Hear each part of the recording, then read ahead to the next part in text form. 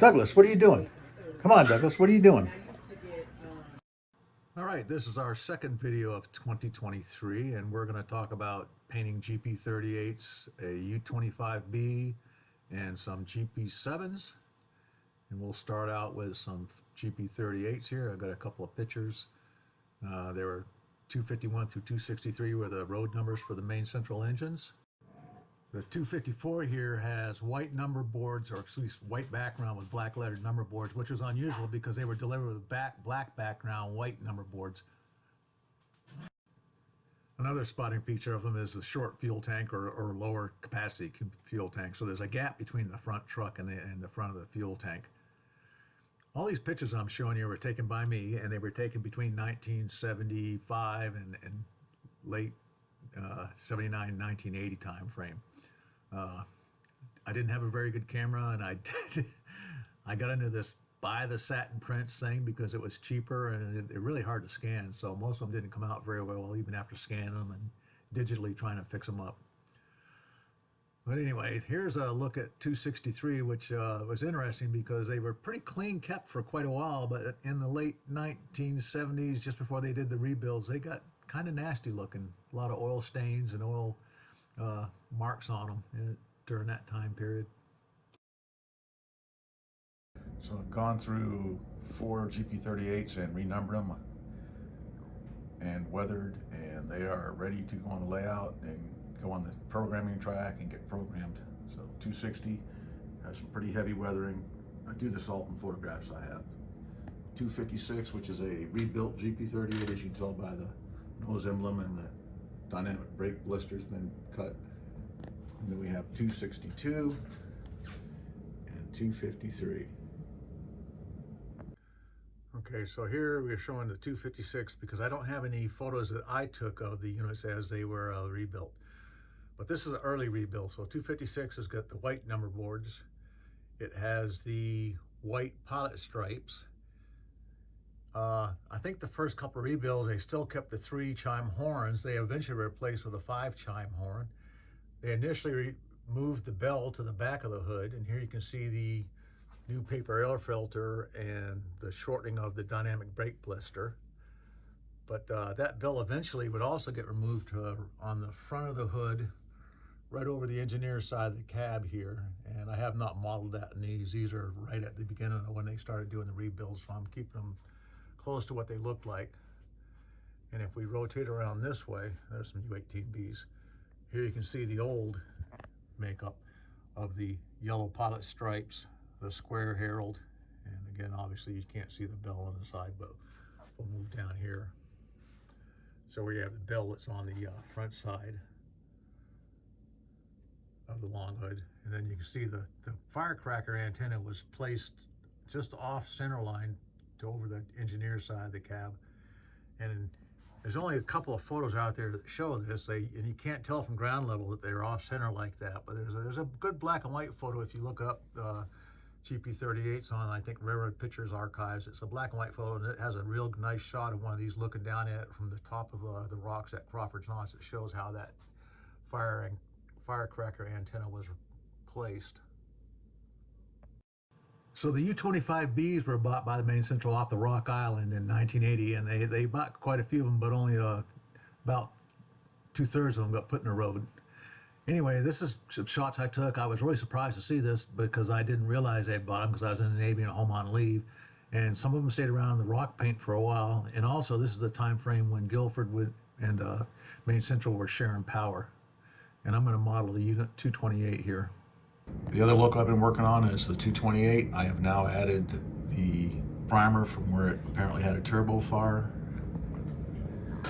I've got the bug eye lights handcrafted and glued on. I still have to do the lenses on them. I'm not going to light them. I'm just going to have lenses. The last thing I'm waiting for is the beacons that go on top of the cab here and here on each side. It had twin rotating beacons on the cab. At that point, it'll be good. And I did get the striping on the pilots, and then it'll be ready to go. And the interesting thing is I'll post a photo up here in a minute after I talk about this, but this locomotive, even though it had that big primered patch job was actually freshly painted. Wasn't a whole lot of weathering on it.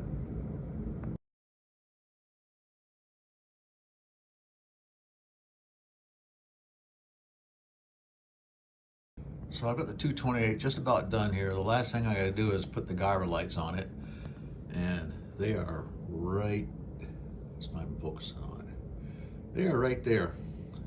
Now, these two here are the third and fourth one I've made, because as I've been making them, there's another gyro light piece back there. But as I've made them and picked them up with the tweezers, it's round, and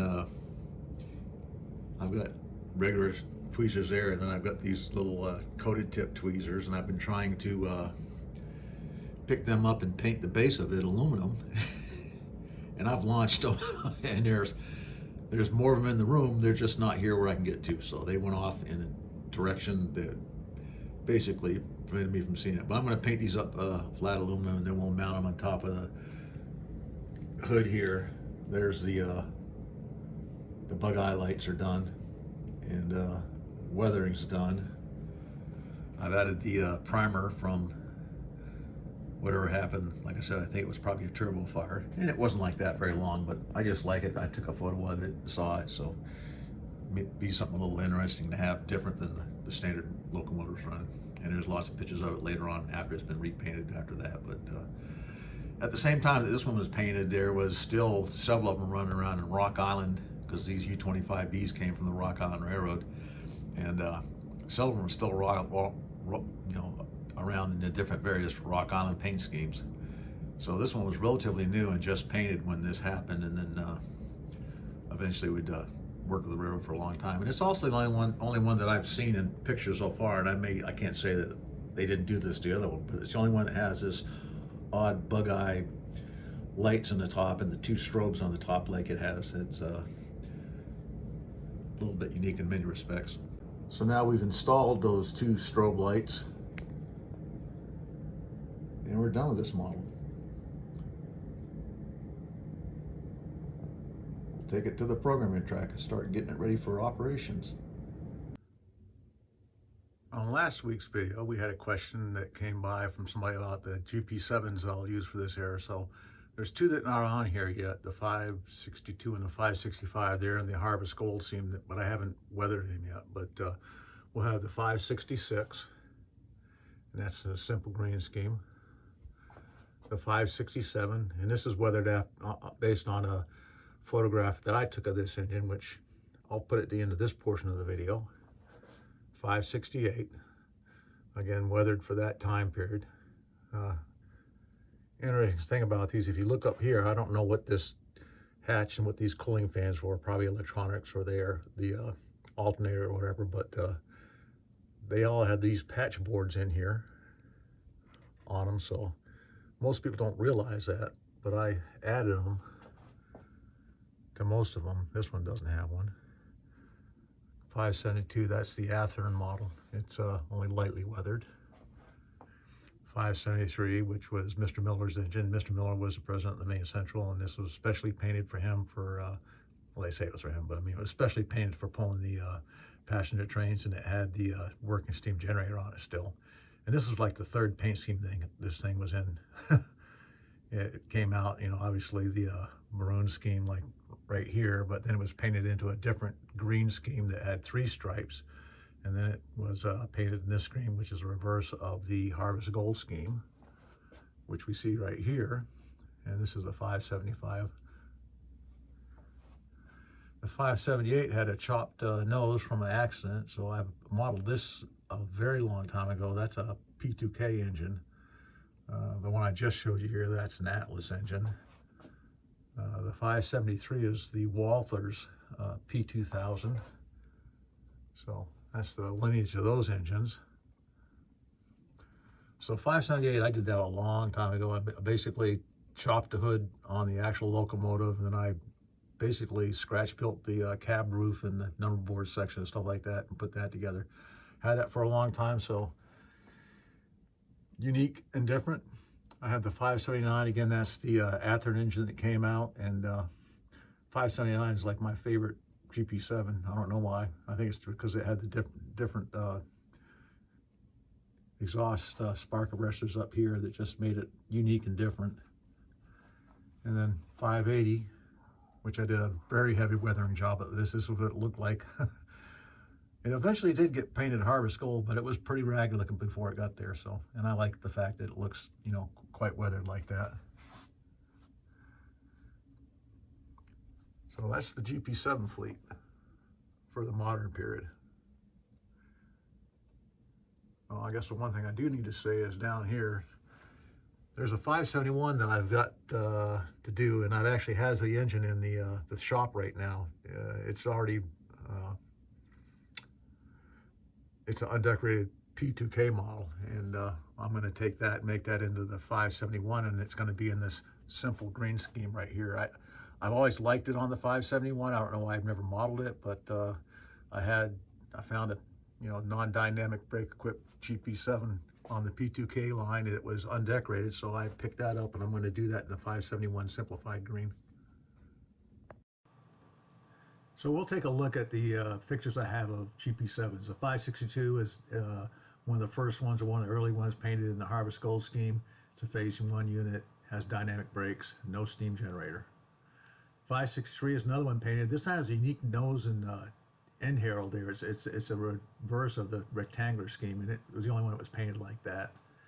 Here we have the 564 in the simplified green scheme. Again, a phase 1 unit. And then we have 566 in the simplified green. It's a phase 2. And the big Spartan markers, those slots at the bottom, or at the sill right above where the fuel tank is a phase 2. 567, this is the one photo I used to weather the engine that I just showed you earlier. 569 in the simplified green scheme. And these ones, for whatever reason, seem to stay pretty clean too. And here's the 571. I will, like I said, I'm modeling this, and it's no dynamic brake. It had steam generators. They were used in patches of service. This one was delivered in maroon and then painted in that simplified green. Here's the 578. This is the chop nose. This is a picture I took that made me do that model out of that P2K model. And then we have the 580, and it's in pretty good shape here. This is probably 1975, 76 when I took this photo. And then we have 590. Maine Central bought 4 used GP7s and rebuilt them with chop nose, and I caught this one when I was home on leave sometime around 1980 or so. So close up there, looking inside the window into the engineer's operating stand. Notice the bell mounting on the hood. Went by that too quick. Circular herald, white pilot stripes. I'm not sure what those holes are in the pilot. Here's a look at it from the other side. It has ditch lights, obviously, also. So I'm going to take the wrap on this thing. Here's the 251, which I'm getting ready to paint, and you notice that the it already has the correct color on the dynamic brake blister, and that's from me converting some of these for somebody else to the rebuilt unit. So I had to buy the different piece that goes on the top there that has the shortened dynamic brake blister with the new bath and the new air filter housing. And when I took these off, I saved them. So as I've gone and done undecorated units, I just put that back on and don't have to worry about the painting. It also shows me alignment of the stripes for the green. There's the 401 getting ready to be painted, and its body and frames over there. And then we have the 571. That's a P2K unit that I'm getting ready to paint up. And I'm gonna have to retract that. That is not the 571. The 571's over on the other bench. This is going to be the 566. Now, it was repainted in Harvest Gold with a rectangular scheme, and then I've just decided, because this one has the phase 2 slots here in the housing. I didn't realize a 571 was a phase 1 when I first picked out this model to do it. And I opened it up and I looked at it, I was like, I gotta get another locomotive. So that's going to be the 566 in the Harvest Gold scheme. And this will be the 571. It's a phase 2 and it's an Atlas Classic. So there's the frame for it. I still got to convert this one to DCC. And I've got the body all put together. I just need to take it out and paint it the green color and then decal it. Last piece of business is the other GP38 model I have. While I was taking this one and putting it together to be the 251, I found the sound equipped undecorated version of the same model, and so I bought that. So now I have an extra GP38 shell undecorated, and I'm not sure what to do. I could either A, do the 264, which would be a fantasy engine, B, do a Bang on a Roostick in the dark blue scheme. The only problem with that is they phased that out in like around 1970 and went to the tricolor scheme, which I'm not crazy about. I like that dark blue simple scheme they had, and it wouldn't fit into the area I'm at right now. And then the other option was doing a Boston, Maine GP38-2, but I don't think that the GP38 and the 38-2 are a little bit different in a couple of respects, but the exterior, they were very similar, except there was a water glass viewing window here, and I don't think that the actual screens on the radiator housing are exactly the same, so I don't know. I'm leaning towards a fantasy engine, but if you guys got opinions, let me know. Leave them in the comments. What are you guys doing, huh? What are you guys doing? Go get it. Run, run, run. What are you doing, boo-boo? What are you doing, boo-boo? Hey, Chibaki. All right, you guys be nice. Play nice together. Here you go. All right. Go find 3 things to pee on. What you doing there, old boo-boo? You're just all boo-boo-boo-ish, huh?